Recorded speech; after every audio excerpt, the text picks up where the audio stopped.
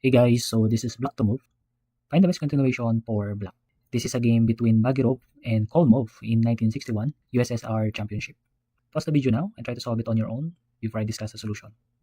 Alright, let's evaluate the position. First, this queen is unprotected and our queen on f6 is sort of x-raying that position, so we can utilize that tactic later on. Our two rooks are connected quite strong, but there's sort of a tension from rook on e1 that is ready for the exchange. Our king is relatively safe at this point. This king might be open for checks on the background. We have a nice pawn chain here preventing the queen to go on these squares, and here there's no checkmate on the background for the king because it has a escape square on h2. So what is the best move here? We start the combination with rook takes e1 check. White is forced to capture back with rook takes rook, and at this position the best move is not to take this rook because that is just drawish because we just traded the rooks.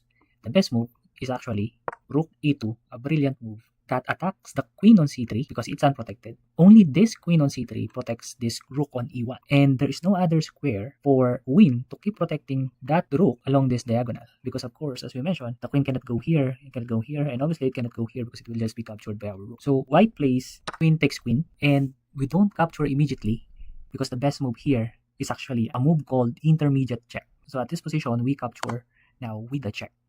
With rook takes e1, check. King is forced, of course, to go to h2, and only this time, we capture back with the queen.